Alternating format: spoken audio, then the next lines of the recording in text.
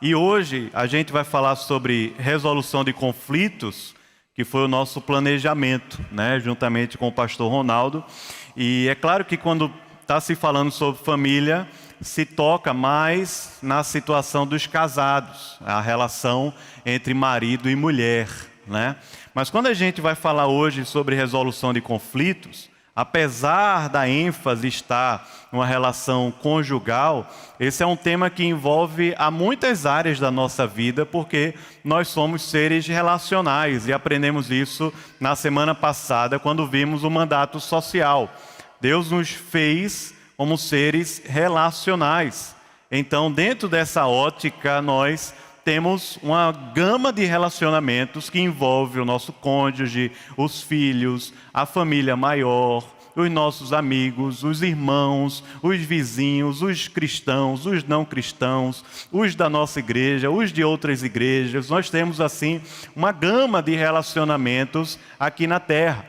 Então eu queria trabalhar esse tema pensando sim na família, no relacionamento conjugal e também com os filhos, mas querendo que você também amplifique um pouco mais, pensando que Deus não nos chamou para sermos pessoas cheias de confusões, de brigas, de facções, de dissensões, de maledicências. Deus não nos criou para sermos pessoas que brigam com todo mundo, que vivem de conflito com todo mundo. Aliás, esse é um bom termômetro para a gente pensar na nossa vida com Deus, na nossa espiritualidade, na nossa caminhada com o Senhor.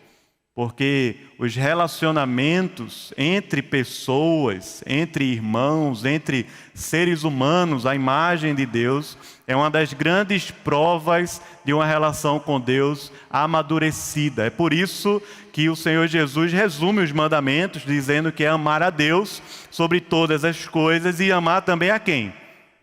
Ao próximo, como a ti mesmo. Ou seja, há um padrão divino na relação com a humanidade, de amarmos a Deus e amarmos também uns aos outros. Quando o apóstolo Paulo, ele fala sobre os frutos do Espírito e as obras da carne, em Gálatas e nas outras cartas, você pode perceber lá que a maioria das obras da carne diz respeito a relacionamentos interpessoais. Então, pessoas que têm problemas e dificuldades relacionais, elas precisam ser tratadas pelo Senhor através da comunhão dos santos, da exortação, da correção e às vezes até da disciplina da igreja, para que esse irmão cresça mais no Senhor Jesus. Deus não chamou a gente para ser uma pessoa briguenta e conflituosa com todo mundo. Definitivamente Deus não chamou a gente para isso. Ontem eu estava ouvindo uma pregação do reverendo Hernandes Dias Lopes, no último culto devocional do Supremo Concílio, né? Essa semana nós tivemos a reunião do Supremo Concílio, inclusive o reverendo Ronaldo esteve lá, o presbítero Wellington também, estão voltando hoje. E nessa reunião, toda manhã tinha uma devocional que era aberta no YouTube. Você pode procurar lá no canal da IPB, no YouTube. E o reverendo Hernandes pregou ontem um sermão, foi muito abençoador. E ele falou justamente uma frase no final que me chamou muita atenção, quando ele disse que pastores e presbíteros, eles não são chamados para fazerem inimigos. Eles podem até ter inimigos, mas não é o chamado primordial. Pastores e presbíteros fazem discípulos, fazem amigos, caminham de forma harmoniosa e pacificadora no corpo de Cristo. Achei legal, até publiquei ontem no Instagram, ontem à noite foi no Instagram essa frase.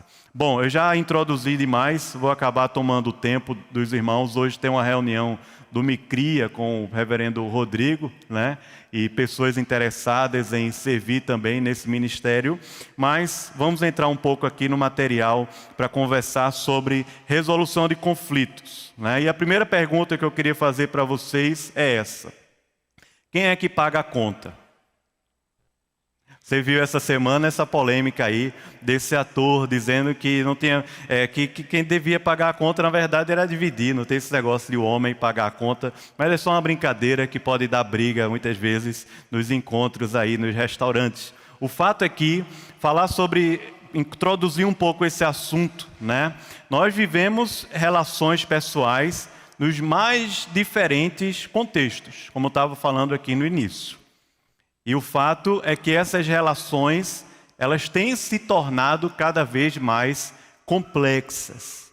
Eu acredito que um dos motivos para essa complexidade relacional é o uso do virtual, né? O uso do virtual, do celular, das redes, o tempo gasto nas telas, né? Ele, para mim, é um dos fatores que tem tornado as relações pessoais mais complexas no nosso tempo, na contemporaneidade, porque nós nunca vivemos isso na história passada. Mas nós temos desafios também dentro desse elemento relacional.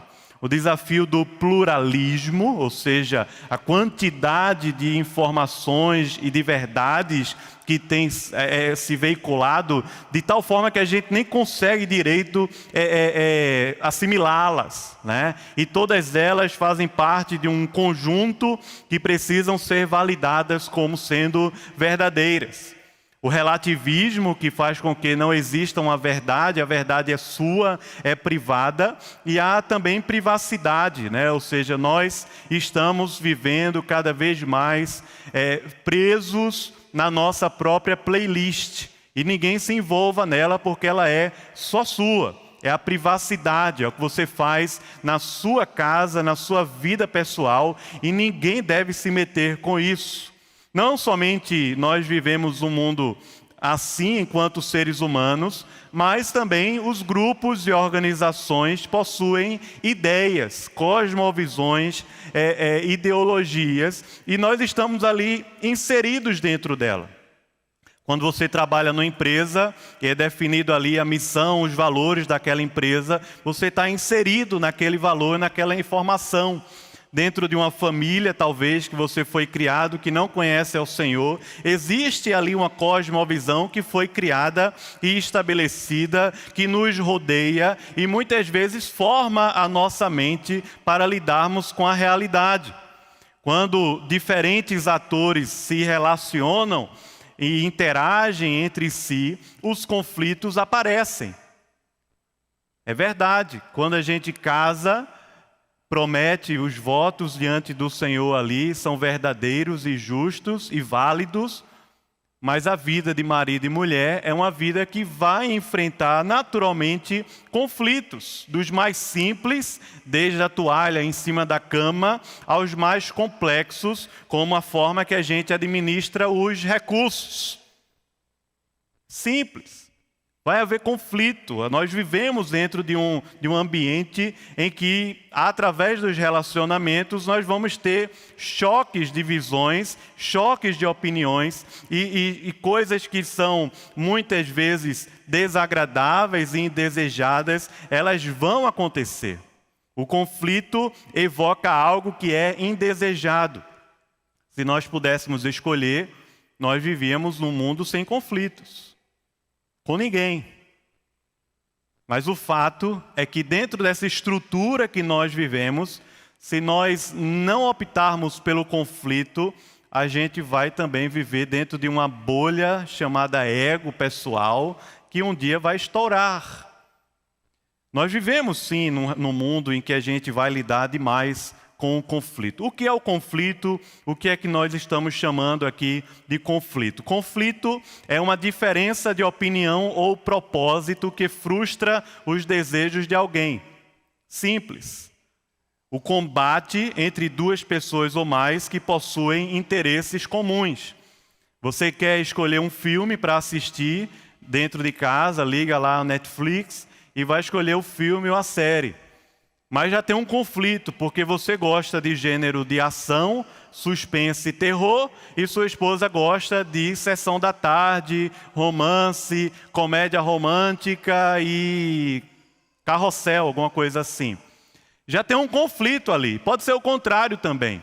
Você quer ver o filme com a legenda em inglês ou em inglês com a legenda em português, e o seu cônjuge quer ver com a dublagem lá, que quem gosta de assistir legendado não gosta de ver dublado, já tem um conflito.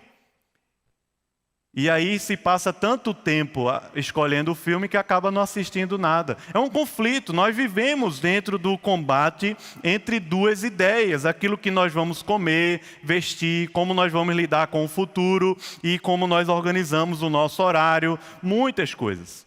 O embate, o conflito pode gerar uma reação hostil, agressiva, uma palavra que foi mal colocada para o outro e que muitas vezes fere o outro quando ela foi mal colocada. O conflito acontece quando meus desejos ou temores, expectativas ou metas entram em rota de colisão com os desejos e temores da outra pessoa. Duas partes no conflito. Quando a gente era criança e brigava na escola com alguém e voltava para casa, o que é que a nossa mãe dizia para a gente, ou nosso pai? Quando um não quer, dois não brigam, né? Essa coisa que se repete, é um provérbio que se repete, mas nem sempre é verdadeiro. Às vezes um não quer e o outro briga e há uma reação e por aí vai. Então, o conflito, ele é gerado por esse choque de desejos, medos e expectativas que nós temos a respeito do outro. No casamento, boa parte dos conflitos diz respeito às expectativas que nós depositamos no cônjuge. Boa parte. Nós casamos com uma ideia e quando fomos viver a realidade era um pouco diferente daquela ideia e há um conflito. Ou nós convivemos com pessoas que vivem de um certo modo, de uma certa cultura familiar e na nossa casa é diferente e isso pode gerar conflitos dentro do nosso lar. Um conflito é caracterizado quando duas partes ou mais descobrem que têm posições incompatíveis e estão tentando de alguma forma encontrar uma solução para isso. O conflito surge sempre que as ações de uma pessoa interferem nos objetivos de uma outra pessoa. O conflito, isso implica que se uma parte alcança o objetivo, é impossível a outra alcançar o seu. Ou seja, se duas partes estão em conflito e uma alcançou o seu objetivo, quer dizer que a outra teve o seu objetivo frustrado. Veja que nós não estamos falando aqui necessariamente de pecados, necessariamente da luta de problemas ligados à moral, à ética, a pecados, a carnalidades, não. A gente está falando aqui de elementos que geram conflitos e que não necessariamente são pecaminosos. O conflito não é necessariamente pecaminoso. Porque ele pode ser algo bobo. Você, por exemplo, tem uma coisa que eu não admito como certa, lá na minha casa. É colocar o feijão embaixo do arroz. Isso é um conflito. Porque o certo é fazer o quê? O arroz e em cima... É ou não é? Quem bota o arroz primeiro e o feijão em cima aqui, levanta a mão. Olha só. 89% das pessoas eu já investiguei. Quem bota o feijão primeiro, depois o arroz aqui? Levanta a mão. Meu Jesus. Tem um conflito. Senta de um lado quem é o feijão, o outro quem é o arroz. Então, não é um pecado isso. Não é um pecado. Uma pessoa pode abrir mão de fazer isso, né? Ou de achar isso uma verdade. O fato é que o certo é colocar o arroz em cima do feijão, mas deixa para lá. Então, não necessariamente é um pecado, mas de repente um marido ou uma esposa, depois de anos de relacionamento, naquela conversa no final da noite vai dizer: você passou a vida inteira colocando o feijão embaixo e o arroz em cima. E você, poxa, sabia que era problema isso? Nossa. Ou vice-versa. Porque o conflito não é pecaminoso, mas ele acontece no ambiente pecaminoso, um ambiente do pecado. E onde é que está esse ambiente do pecado? Onde é que está? A Bíblia diz que esse ambiente do pecado, ele está em nosso coração. O coração do homem é enganoso e desesperadamente corrupto. São os desejos no coração, as frustrações, as diferenças de personalidades, as diferenças de alvos e valores, as diferenças quanto à formação, qualquer tipo, qualquer natureza desses quadradinhos que estão aí, geram conflitos, mas a raiz deles continua a mesma, é o coração. É lá onde os nossos desejos eles estão entrando em ruptura, em luta, em crise. É quando a água está borbulhando dentro da panela, ela está borbulhando lá dentro do nosso coração. Diferenças quanto à formação pode gerar crises relacionais. Eu já conheci pessoas que acabaram seu casamento porque a esposa, naquele caso, resolveu ter uma vida autônoma, estudar, não é errado estudar, não é pecado estudar, mas se desenvolveu profissionalmente mais e mais e mais e mais, e não admitia que o seu marido fosse porteiro na frente de uma escola. Cristãos, o casamento se acabou. Um conflito foi gerado por causa da formação, de diferenças de formação. E olha que eu estou usando aqui um caso justamente para usar um exagero, né? O caso de uma pessoa que largou o seu marido porque ganhava mais, porque adquiriu diplomas, formações, concurso público e não admitia que o seu marido ganhasse menos. Veja como a mentalidade mundana invadiu a nossa cabeça enquanto cristãos. Nós podemos ter conflitos ligados a diferenças de valores e de alvos.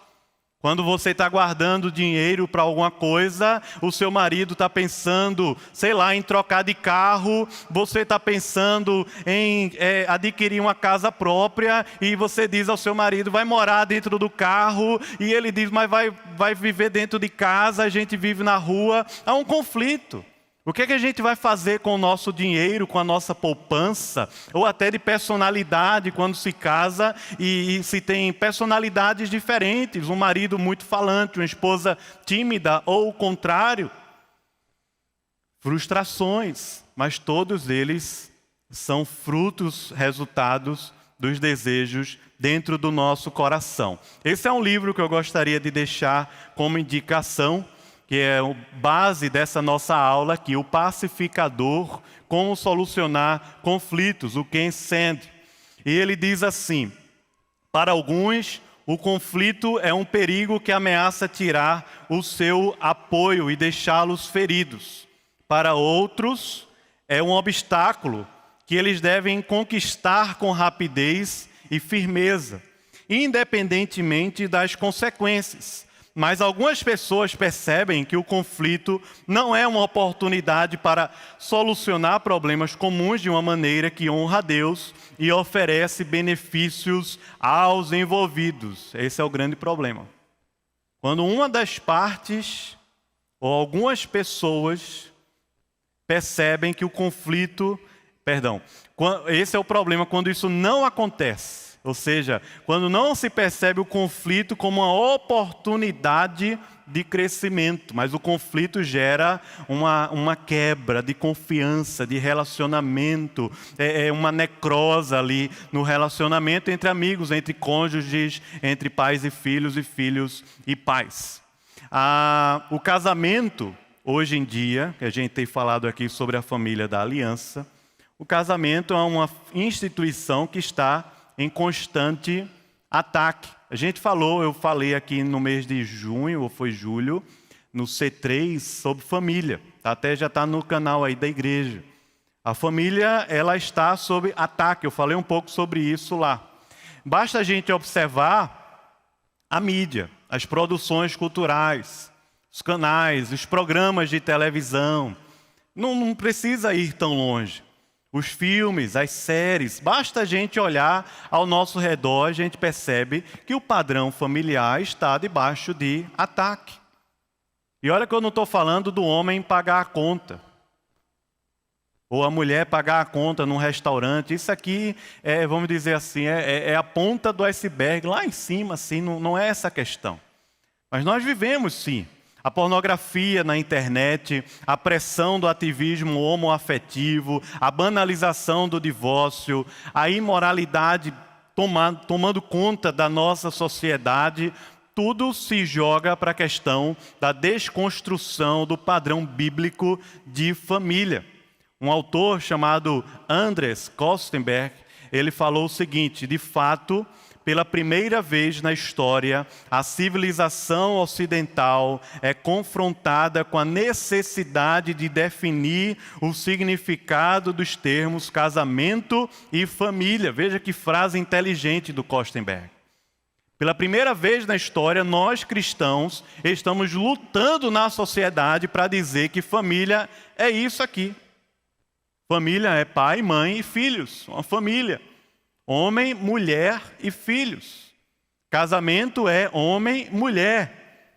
Veja, 2 mais 2 é igual a 4. Coisas simples que a gente sempre soube ao longo da história da humanidade, mas nós hoje vivemos um tempo em que a gente precisa afirmar, defender, e quando assim fazemos, somos chamados de loucos, de doido, de gente antiquada, de pensamento retrógrado, de gente que não pensa.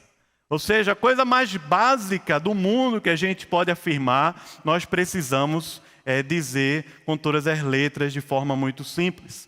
Um autor da filosofia russa, da literatura russa, o Tolstói, em Ana Karenina, eu me deparei com essa frase na semana passada e coloquei aqui. Ele falou de forma, para mim, revolucionária. Ele disse: todas as famílias felizes são iguais. As infelizes é que são diferentes. Ou seja, todas as famílias felizes são iguais. As infelizes o são, cada uma à sua maneira. Mas nós temos que lidar com esse tipo de coisa, de situação.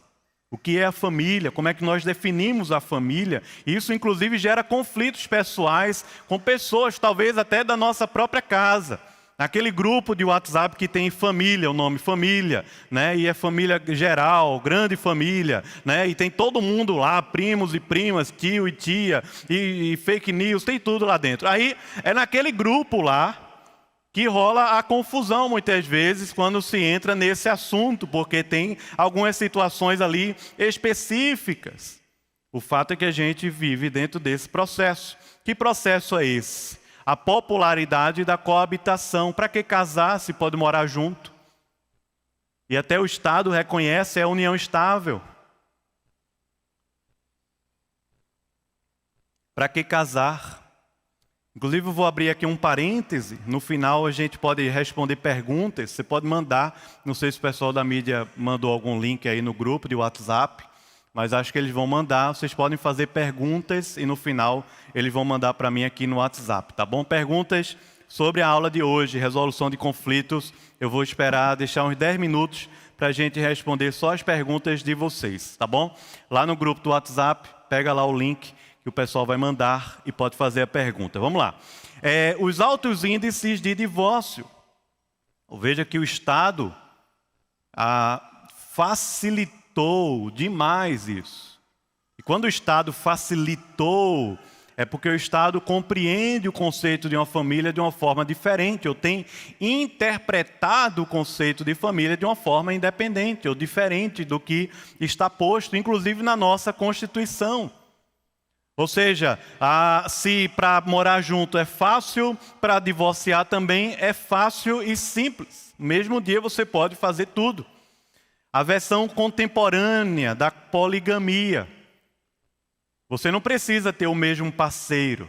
Uma coisa chamada poliamor. Pode até ter mais de uma, ou ter mais de um e morar juntos dentro de uma casa, como de vez em quando aparece naqueles programas de TV aberto, de bate-papo, todo mundo ali conversando, como se todo mundo fosse feliz e tal, e aparece ali uma família, que o cara ele é casado com 3 ou 4 mulheres, e todo mundo vive bem, muito bem, obrigado. Está lá, lindo, a história é linda, porque o que importa é você buscar a sua própria felicidade, o seu próprio caminho.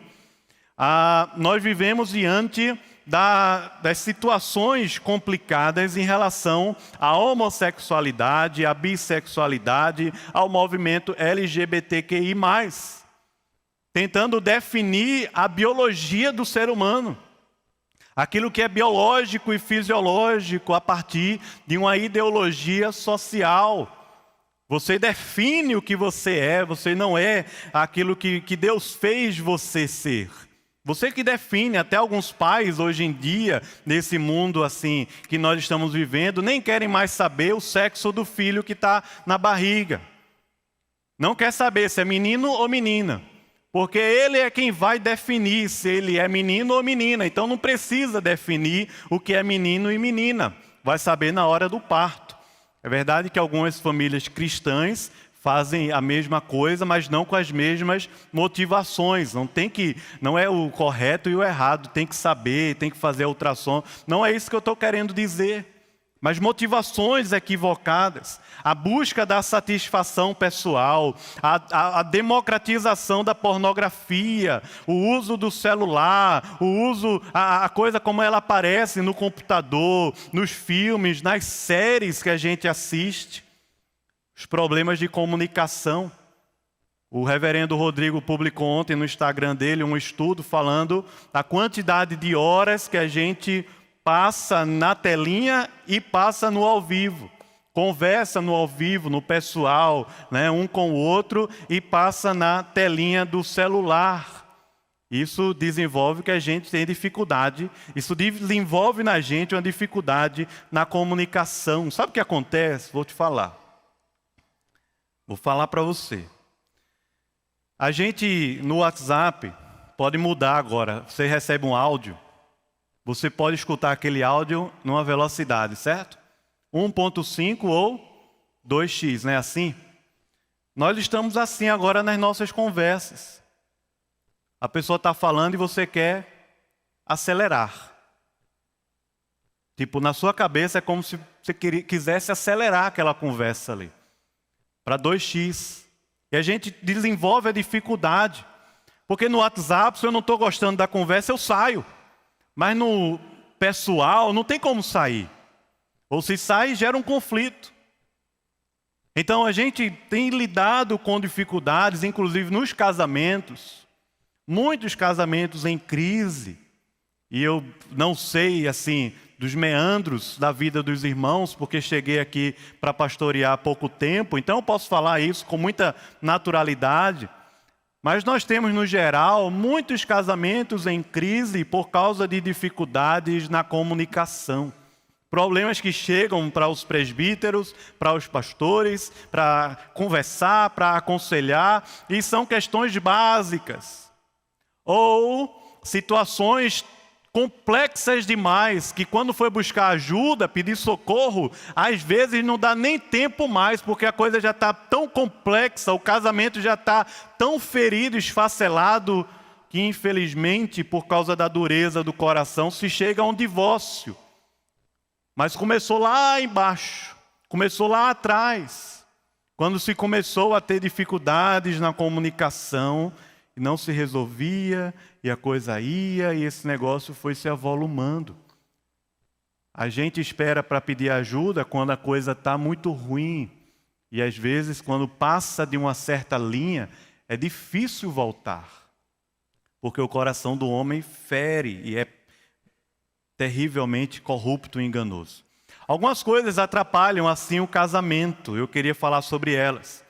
O de respeito pelo correto desempenho dos papéis, que o pastor Ronaldo falou aqui com Hendrika.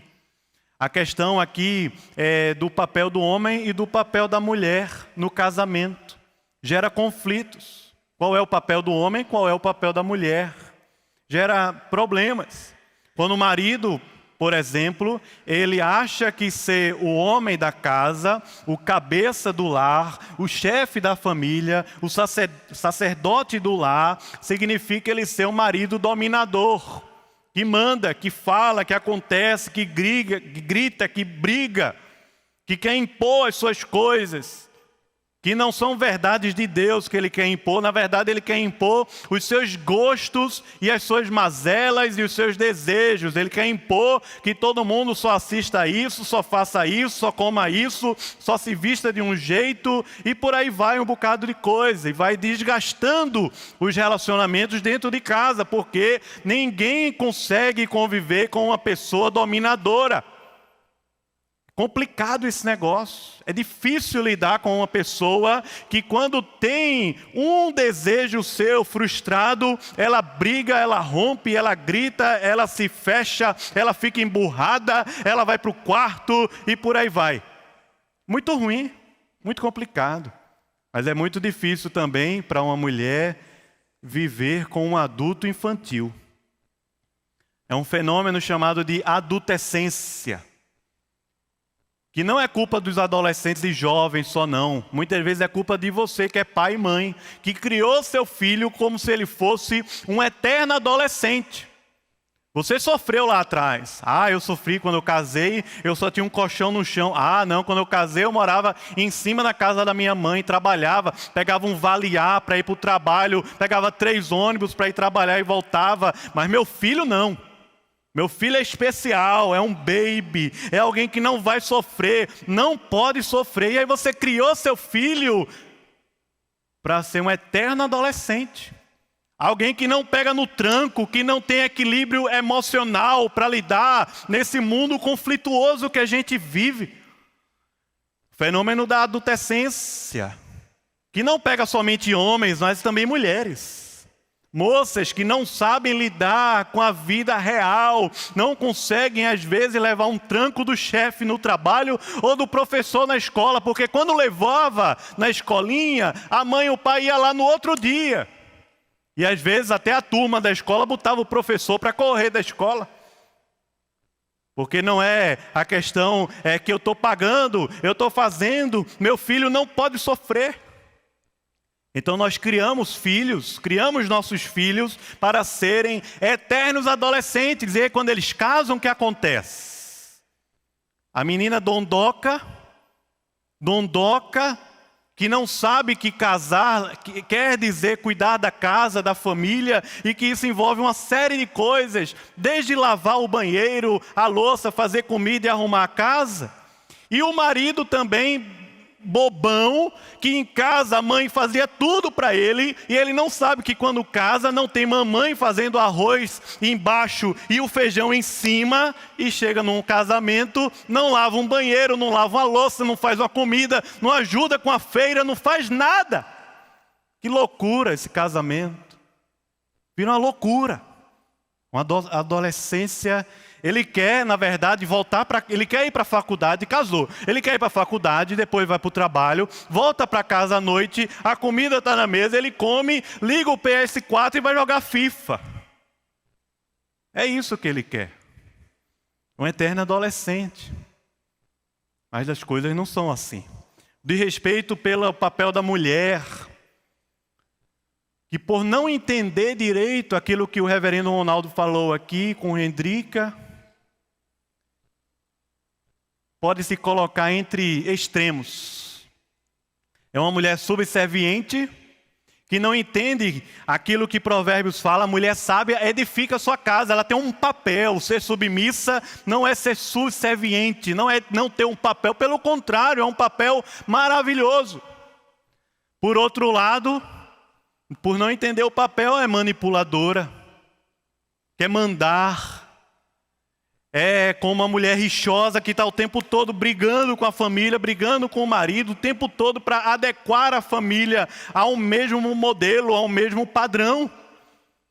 E assim nós desrespeitamos. Isso atrapalha demais o casamento e gera muita briga, muito conflito, muita confusão, justamente nesses elementos aqui. O marido dominador ou o marido bananão. A esposa subserviente ou a esposa manipuladora. 2 adultos infantis que não sabem lidar com a vida adulta e com os conflitos que nós enfrentamos. 2, o cultivo excessivo do amor sensual.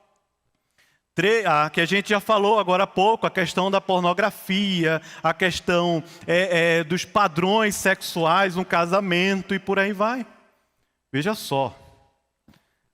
A gente tem na Bíblia um livro que fala sobre uma relação entre marido e mulher chamado Cantares. E ali o livro ele demonstra uma relação que envolve um amor, uma conquista e que envolve esse entrelaçamento de corpos para a glória de Deus. Isso é verdade.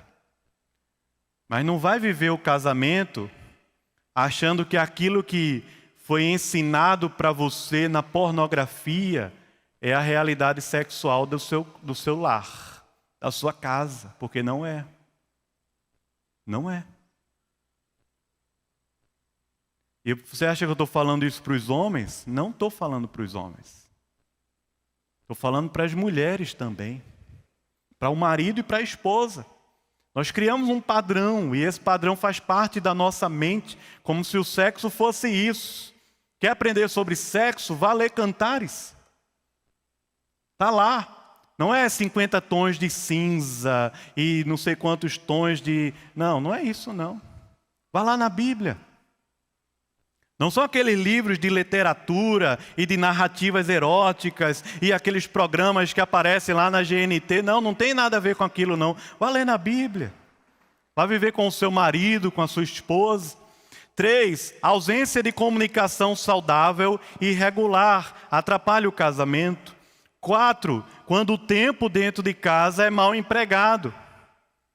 Se está o tempo todo na internet, no celular, olhando as coisas, ou na televisão, o tempo todo vendo, não. Quando não se tem tempo à mesa, não se come junto, não conversa, não ri, não faz uma viagem junto. Está no carro ali conversando, ouvindo, falando. O tempo é muito mal empregado. 5, quando há competições. O marido ou a esposa está competindo um com o outro. Seguindo um livro aí, por exemplo, né, eu via muito pessoal falando, casais inteligentes enriquecem juntos. E aí eles entram nessa maratona de coach, de investimentos, e de dinheiro, e de cargos, e profissões, e formações, e tal, e vai. Quando vê, os dois estão competindo. Estão competindo para ver quem ganha mais, quem trabalha mais, quem estuda mais, quem lê mais livro, quem tem melhor formação, quem estudou na universidade pública e o outro foi na particular. Estão vendo lá as notas que cada um tira. Estão competindo porque em casa é como se vivesse dentro desse ambiente. O mundo é extremamente competitivo. Competindo sobre o tipo de trabalho que um e o outro faz. Competindo sobre o tempo, como um emprega e o outro emprega, um ciúme miserável, e por aí vai. Nós vivemos um mundo do workaholic, ou seja, de pessoas viciadas em produtividade e em trabalho. Nós vivemos num mundo de ativismos, inclusive a igreja muitas vezes é pega em ativismos. O tempo todo fazendo coisa, o tempo todo fazendo atividade e tendo pouco tempo para sentar à mesa, para conversar, para viver a vida comum do lar, porque toda hora tem que estar na igreja, como se estar na igreja fosse algo muito mais importante do que viver a vida comum do lar e viver o trabalho para a glória de Deus, os estudos para a glória de Deus. Nós entramos nos ativismos da vida. Atrapalha o casamento as soluções mágicas que aparecem no mundo.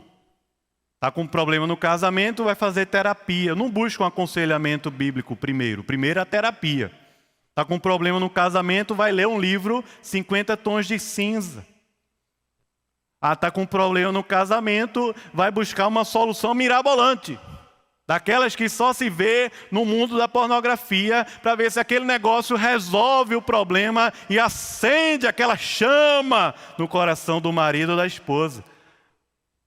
Soluções parecem mágicas, fáceis, mas elas não resolvem, muitas vezes atrapalham a nossa vida com Deus. A estagnação da vida espiritual. A falta do cultivo da oração, da leitura bíblica. A falta do cultivo do hábito de estar na casa do Senhor, dominicalmente em família. A gente vai abrindo mão das coisas fáceis. Abriu mão de ler a Bíblia, abriu mão de orar, abriu mão de agradecer pelo alimento, abriu mão de estar na igreja no domingo para ficar na praia, ou para fazer outra coisa, ou para ir para o shopping, e por aí vai. A gente abre mão dessas coisas. E depois, meu casamento está em crise. Eita, não sei onde eu errei, o que aconteceu com meus filhos. Porque eu fui criado na igreja mas não quero criar meu filho na igreja e nos caminhos do Senhor. Quero criar ele no shopping, na festinha de aniversário, ensinando a criança que tanto faz estar em uma festinha do amiguinho no dia de domingo ou estar na igreja. Tanto faz. Tanto faz ir para um cinema ou ir para a igreja, ir para um jogo de futebol ou estar na igreja no dia do Senhor. Tanto faz. O que acontece é que a nossa vida espiritual, familiar, vai descendo ladeira abaixo e gerando crises e conflitos na nossa casa. A estagnação espiritual é um desses elementos que atrapalham o casamento. 8º, relacionamentos abusivos. Isso aqui é uma realidade, ela existe, infelizmente. E a gente precisa falar sobre isso na igreja também.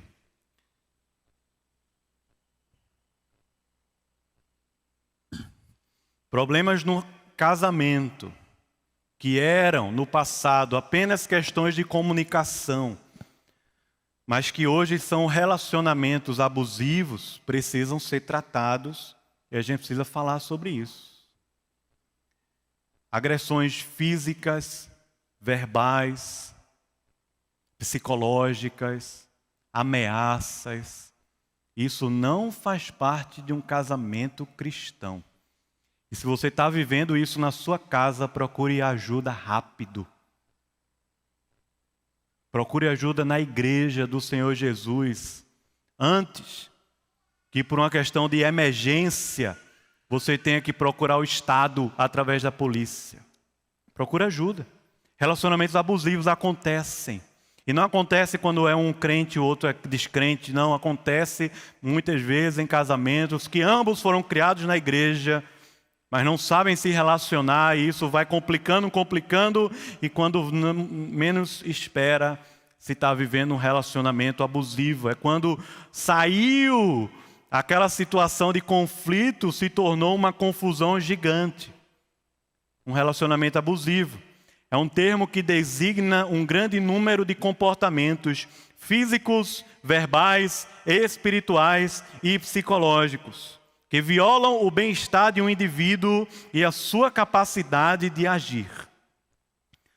Relações abusivas em termos físicos, verbais falados, abusos espirituais quando se requer de nós, a família, do cônjuge, dos filhos, aquilo que a Bíblia não requer. A Bíblia não fala, a Bíblia não diz, mas o marido, a esposa requer que seja daquele jeito e impõe sobre a família um peso, uma carga que a Bíblia não quer impor. É um farisaísmo, é um legalismo isso. Ou até ameaças psicológicas. Se você separar, vai viver de quê? Eu é que sustento, eu é que boto dinheiro nessa casa. O marido não quer que a esposa estude, melhore de vida, desenvolva a sua vocação. A esposa, por outro lado, o faz, desenvolve, cresce e joga na cara do marido porque ganha mais. Relacionamentos abusivos. Isso acontece, meus irmãos. A violência doméstica pode assumir diversas formas. Intimidação intencional, agressão física, abuso sexual, perseguição, abuso verbal, abuso emocional, controle econômico, abuso psicológico, abuso espiritual, isolamento e qualquer outro comportamento abusivo e ou ameaçador, vamos dizer assim. O relacionamento abusivo é uma realidade. É uma realidade. Se nós não tomarmos cuidado, aquilo que era apenas um conflito pode se tornar algo abusivo e destruidor na sua casa. Mesmo você não sou casado ainda, aprenda sobre isso. Para quando for escolher o seu cônjuge, no namoro, se você perceber atitudes assim, tenha certeza que você está tendo uma boa oportunidade de cair fora daquele relacionamento, se não for tratado. Um livramento. Livramento. Acontece. Namoros acabam, noivados acabam, às vezes são livramentos. É que na hora a gente não percebe. As relações tóxicas que vão assim virando um na vida do outro, uma idolatria, elas têm a tendência de se tornar um relacionamento abusivo, isso dentro do próprio casamento. O conflito, ele é também uma consequência do pecado e da queda. É verdade. O conflito está presente, ele acontece, não necessariamente o conflito é um pecado, mas por ele acontecer num ambiente pecaminoso, o conflito pode gerar algo a mais, porque o nosso coração é pecaminoso. O conflito está presente nas relações humanas, nem sempre foi assim, mas isso é resultado da queda, é resultado do pecado. Na criação, o Pai transbordou do seu amor, dos mandatos criacionais a nós, os seres humanos, homem e mulher, imagem e semelhança de Deus. O amor é algo do caráter de Deus que Ele compartilhou conosco para vivermos relações harmoniosas aqui na terra. Ao criar o homem, Deus não fez ele para viver em conflito, mas o pecado é que tornou essa relação totalmente instável e até devastadora. Por isso que quando vem Gênesis 3, o próprio Deus vai lá em Adão e Eva e coloca sobre eles, fala sobre as maldições da queda, dentre elas a questão relacional. Haveria ali agora um conflito, uma luta entre marido e esposa, que muitas vezes é tratada dentro do próprio coração. Quebrou o relacionamento entre marido e mulher e quebrou também o relacionamento entre seres humanos. Com os filhos em dores, com os amigos, com os irmãos, com a família maior. Foi assim que Gênesis 4 conta pra gente. Foi o Caim que matou Abel. Matou o seu irmão. Movido por inveja e ciúme, matou o seu irmão. Quando o conflito é observado a partir da ciência humana, ou a partir das ciências humanas, o foco é tirado completamente. Não se fala sobre o coração, é comportamento. O tratamento ele é apenas superficial. Mas quando nós olhamos para a palavra de Deus, ela aponta para a gente que o problema está no nosso coração. O problema é muito mais profundo, está dentro de nós, no coração, de onde está a fonte das motivações e das nossas intenções. Às vezes, irmãos, nós fazemos até o certo com as motivações erradas. Às vezes você quer até o bem da sua família, mas com as motivações erradas. E é a palavra de Deus que vai analisar e desvendar esse mistério que está lá dentro do nosso coração. Muitas vezes movido à inveja, nós trabalhamos de morrer. Para ser igual a fulano, igual a fulana, igual a seu irmão, igual a sua irmã, igual ao seu pai, igual a sua mãe, para ter o padrão de vida. Movido pela inveja, mas trabalhar não é pecado. Você faz algo bom para a sociedade, está fazendo algo bom para a sua família, aparentemente, mas com o coração complicado. Isso vai gerar conflito no futuro. O coração, ele é de onde vem a nossa razão, os nossos afetos e as nossas vontades, a volição. Salmo 16, 7, Atos 7, 54 e Atos 8, 22. É a essência do nosso ser. Foi tratado aqui no congresso ano passado de aconselhamento bíblico exatamente sobre isso. Vai ter o segundo agora, você precisa se inscrever, que vai ser muito bom também. A palavra de Deus é a única que pode tratar o coração. A única. É ela quem é poderosa o suficiente para atingir o âmago das nossas relações. É a palavra de Deus, Hebreus, capítulo 4, versículo 12. Ela consegue separar juntas e medulas. É do coração que vem as fontes da vida. Provérbios 4, 23.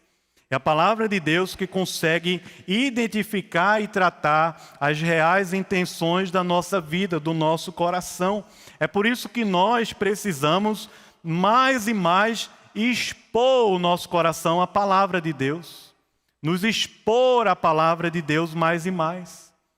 Expor a nossa família à palavra de Deus mais e mais. ler a Bíblia em casa, estar na igreja lendo a Bíblia com os irmãos, no culto dominical, expor o nosso coração mais e mais à palavra de Deus, ouvindo uma boa pregação no carro, ou durante uma caminhada, ou lá na academia, naquela esteira, está ouvindo a palavra de Deus pregada, ou até falada, porque tem hoje vários aplicativos que é a palavra de Deus em áudio, você vai ouvindo a palavra de Deus, ou seja, expor o coração à palavra de Deus, ao invés de expor o coração somente a música, a Netflix, a Disney e por aí vai. Aos coaches da nossa sociedade. O ser humano foi criado em contato com o mundo ao seu redor. Está tendo uma interferência aqui. Com o mundo ao seu redor, com o outro e com o seu Criador. Mas a queda arruinou esse tipo de relação e nós nos tornamos cada vez mais individualistas, nos tornamos cada vez mais independentes, autônomos, ao invés de sermos cada vez mais interdependentes.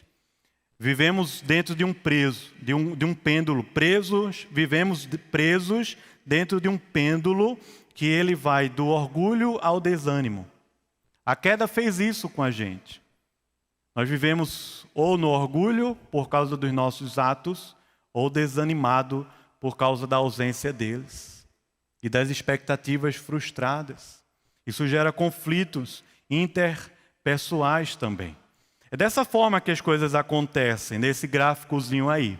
É uma insatisfação que aparece lá dentro do nosso coração, que gera uma murmuração, que gera uma reclamação, que gera muitas vezes uma discussão ou uma marginalização da outra pessoa, que geram ressentimentos, e os ressentimentos, uma hora ou outra, vão virar ataques verbais, na frente ou por trás, às vezes físicos e psicológicos e por aí vai. É assim que as coisas acontecem. É no coração, os desejos frustrados, a insatisfação que vai sendo alimentada até gerar um ataque. Antigamente, quando a gente era mais novo, criança, tinha uns brinquedinhos chamados Tamagotchi. Fui longe, Tamagotchi. Era um brinquedinho que aí você dava de comer para ele, você cuidava dele, você alimentava, botava para dormir, levava no banheiro, fazia tudo isso. Hoje em dia tem o Tom. Sabe o que é o Tom? É um aplicativo do celular que é um gatinho que fica repetindo, ele até repete você como um papagaio. Ele é o Tom, é um aplicativo no celular, você bota ele para dormir, bota ele para brincar, bota ele para brigar, bota ele para se vestir, ajeita o cabelo dele, você bota ele para comer e por aí vai. Sabe o que acontece? Quando seus filhos pegam seu celular para brincar, ele fica o dia todo mandando mensagem para você, o Tom. Diz, oi, está esquecido de mim? Oi, preciso de um banheiro. Oi, estou com fome. Oi, não sei o quê. O tempo todo ele manda mensagem para mim dizendo que eu preciso cuidar dele. Nós vivemos como se estivéssemos alimentando esse tom ou essa insatisfação no coração, e quanto mais nós acessamos ela, quanto mais nós alimentamos ela, mais elas têm potenciais a se tornarem cada vez mais profundos e confusos. A relação vai ficando cada vez mais intrincada. Porque quanto mais você acessa esse gatinho para brincar, mais mensagem aparece durante o dia e os algoritmos vão colocar para você o tempo todo esse gatinho. Mas que é justamente quanto mais você alimenta a insatisfação, mais os algoritmos do seu coração e da sua mente vão enganar você para você cair na esparrela dos ressentimentos e dos ataques. É o coração, os desígnios do coração. Tiago capítulo 4 fala isso. De onde provém guerras e contendas que há entre vós? De onde? Senão dos prazeres que militam na vossa própria carne. Cobiçais e nada tendes, matais e invejais e nada podeis obter. Vocês não compreendem, Tiago diz. Não entendem que a amizade do mundo é inimiga de Deus? É justamente isso que acontece. Nós cobiçamos e não conseguimos nada. Nós matamos e não obtemos nada. Vivemos a lutar e não conseguimos nada. Vivemos a fazer guerra e não conseguimos nada. Oramos e não conseguimos nada, porque Tiago diz, vocês oram, mas vocês pedem mal, porque pedem de acordo com os prazeres que militam na vossa própria natureza. E nós vivemos, muitas vezes, dentro desse ciclo vicioso, tempo todo em conflito, com o filho, com o pai, com o cônjuge, com o irmão, com o vizinho, com o primo, com o tio, tempo todo nesse ciclo vicioso.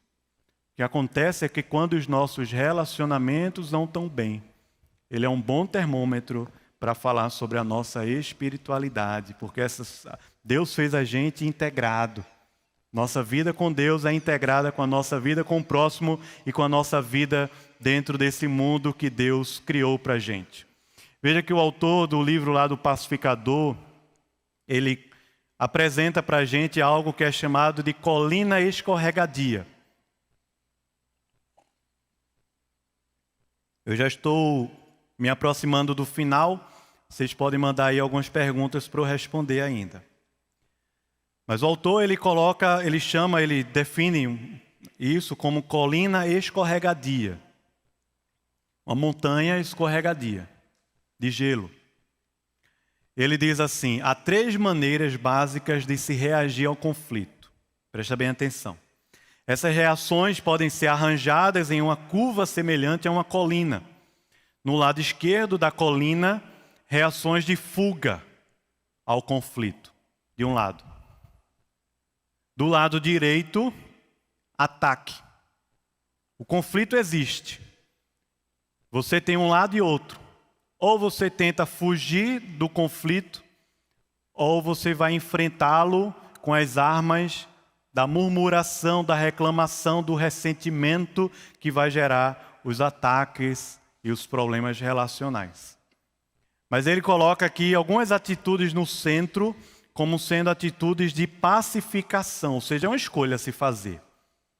Eu não sei qual escolha você faz, mas é uma escolha que ele coloca, ou fugir para fingir paz, ou atacar, e o conflito vai gerando ressentimentos e a gente vai vivendo a vida assim, confusão o tempo todo, ou pacificar. Bem-aventurados os pacificadores. É o que a palavra do Senhor diz para a gente. Os mansos herdarão a terra. Então, pacificar. Quais são elas? Ele coloca aqui, não vai dar para ver direito, eu acredito. Mas, na reação de fuga, nós podemos negar o problema, negacionismo, nós podemos fugir do problema, e o mais profundo disso é atentar contra a própria vida. Pessoas que se matam, elas estão fugindo de resolver os problemas na sua maioria das vezes. Suicídio. Nega, foge e, por último, foge de uma vez. Ou seja, eu vou acabar com a minha vida para acabar com esse sofrimento de uma vez. Por outro lado, na reação de ataque, você ataca a pessoa, você procura botar a pessoa na justiça, vai para o litígio direto e acha que o Estado vai intermediar melhor a sua situação e você vai sair por cima daquela pessoa o tempo todo. E por último, você pode até matar aquela pessoa. Matar, que coisa louca. Um dia desse o cara entrou no apartamento da esposa e matou, da ex-mulher. Matou a esposa, a enteada e o namorado da enteada a tiros e se matou no final. Veja que a gente lidou 2 semanas atrás, com uma situação aqui em Boa Viagem que envolveu as duas coisas. A fuga, que foi o suicídio, o ataque, que foi o homicídio, e por último a fuga, que foi o suicídio, uma mesma pessoa. Não pensa que o fato de estarmos na igreja, nós estamos imunes a tudo isso. Mas há algumas atitudes de pacificação em meio ao conflito. Nós podemos ignorar, ou seja, tem coisa, irmãos, que a gente tem que deixar para lá. Senão a gente endoida, como nós dissemos aqui, né, no nosso Pernambuco. A gente endoida. A gente enlouquece. Tem que deixar para lá. Se é o arroz e o feijão e o arroz. Se é a toalha, se... coisa que a gente tem que deixar para lá. É bobagem. A reconciliação, quando se conversa e se reconcilia de fato um com o outro, se pede perdão. A negociação, quando na conversa, olha, eu não gosto que você faça desse jeito, tá bom, não vou fazer mais. Eu não quero que seja desse jeito, eu prefiro do outro, tá bom. Para haver uma negociação, uma das partes tem que abrir mão de alguma coisa. Senão não vai ter solução nunca. Se você quer casar, mas não quer abrir mão de nada, não case. Porque quando a gente casa, a gente corta o cordão umbilical, deixa pai e mãe, ou seja, abre mão, rompe com processos para começar outros processos. Então tem que abrir mão muitas vezes na negociação. A pacificação envolve muitas vezes uma mediação, quando o conflito é tão sério que precisa alguém intervir e mediar. E a Bíblia diz que a gente deve buscar ajuda na igreja, não no Estado, para fazer isso. E a Bíblia até fala em Mateus 18, procura teu irmão, nem falando sobre marido e mulher só não, sobre amigos e irmãos na fé, procura o teu irmão, depois, se não for, procura um líder ou duas testemunhas para ir lá, depois a igreja. Mas perceba, há um processo de mediação que está sendo desenvolvido. Às vezes o coração está tão duro que precisa haver uma arbitragem. E o conselho da igreja, quando disciplina alguém, exerce esse papel que é chamado de arbitragem e responsabilização. Quando o conselho da igreja, analisando situações, ou o pastor em gabinete, cuidando de famílias, entende que o caminho de Deus para aquela família, pela palavra de Deus, é que o marido abra mão de uma coisa, ou que a esposa abra mão de uma outra coisa, ou que o filho, ou que o pai com o filho, para que a família continue no trilho do Senhor. Há uma arbitragem e responsabilização, que é uma melhor tradução da palavrinha responsabilidade, como ela é colocada lá no livro. Quando alguém diz, você é responsável por isso, você vai por aqui, você vai por ali, e a gente vai se reconciliar. Caminhos de pacificação que envolvem um e o outro, às vezes envolvem testemunhas, às vezes chega até a envolver a igreja. Mas há um processo que é muito melhor do que a fuga ou do que o ataque, porque você foge, mas o problema não foge de você. O tempo não cura. Não cai nessa conversa poética que o tempo vai curar, porque o tempo não cura. A fuga, o ataque ou a pacificação. Deixa eu terminar aqui pelo menos com 2 ou 3 coisas. Primeiro, para concluir. Tiago, capítulo 1, diz que todo homem seja pronto para ouvir, tardio para falar, tardio para se irar. Grandes coisas ou conflitos seriam resolvidos na nossa vida se nós pararmos para ouvir o outro falar. Ouvir. O marido ouvir a esposa ouvir o marido, os filhos ouvirem os pais ouvirem também os filhos. Faz parte, a gente tem que ouvir os filhos também, ouvir. Ouvir o pastor, ouvir o irmão, o amigo, o líder do ministério, ouvir. Segunda coisa, falar a verdade em amor. Efésios 4,14. Algumas traduções colocam seguindo a verdade em amor. Mas uma melhor tradução desse texto seria a ideia de falar a verdade em amor, tornando-nos em todos os aspectos cada vez mais parecidos com Cristo, que é a cabeça. O que é que isso implica? Veja, implica que nós devemos falar porque o outro não adivinha.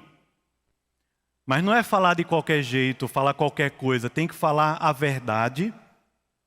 E não é falar a verdade de qualquer jeito, porque muita gente que é sincera, mas é rixosa.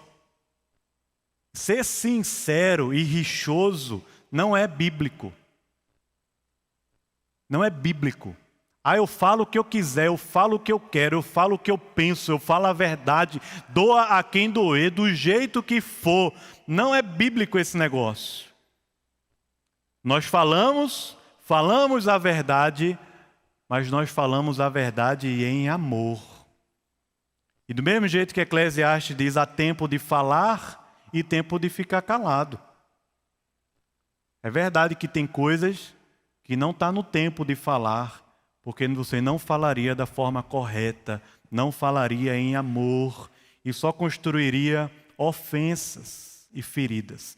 Fale a verdade, mas fale a verdade em amor. Reveja os seus âmbitos de relacionamento.